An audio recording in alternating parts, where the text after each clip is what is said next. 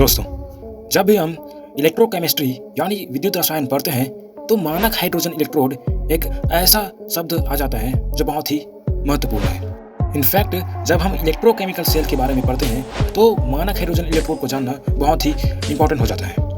तो आज हम इस वीडियो में जानने वाले हैं कि मानक हाइड्रोजन इलेक्ट्रोड क्या है। तो चलिए सबसे पहले जानते हैं कि मानक हाइड्रोजन इलेक्ट्रोड की आवश्यकता क्यों पड़ी।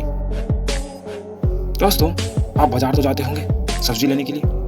मान लीजिए कि आप कभी बाजार गए सब्जी लेने के लिए और बाजार में आप जब सब्जी ले रहे हो तो सब्जी बेचने वाला तराजू के दोनों ओर सब्जी रख दे, तो फिर कैसे पता चलेगा कि सब्जी कितनी वेट का है। इसके लिए तो हमें वेट्स चाहिए होते हैं।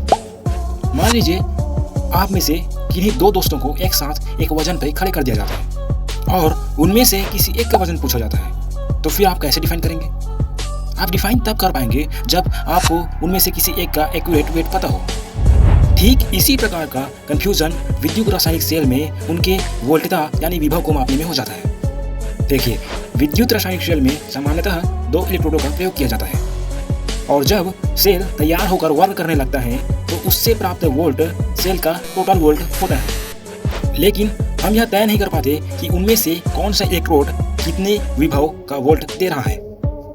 यह तभी पता चल पाएगा जब उनमें से किसी भी एक इलेक्ट्रोड का विभव का मान 0 हो या किसी एक पॉइंट पर फिक्स हो। और अगर हम यदि किसी एक ही इलेक्ट्रोड की मदद से सेल बनाना चाहें तो अर्ध सेल में सामान्यतः विद्युत का चालन नहीं होता।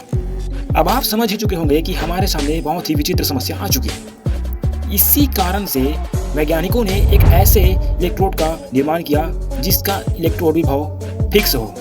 उन्हीं में से है मानक हाइड्रोजन इलेक्ट्रोड, जिसका इलेक्ट्रोड विभव 0 माना जाता है।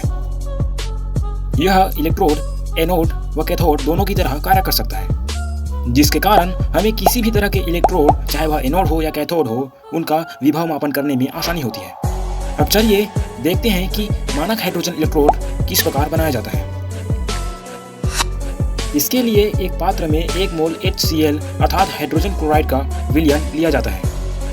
इस विलयन में एक कांच की नली डूबी हुई होती है, जिसमें प्लेटिनम की तार की सहायता से प्लेटिनम की एक पत्ती लगी होती है। इस प्लेटिनम की पत्ती पर प्लेटिनम ब्लैक का लेप लगा होता है।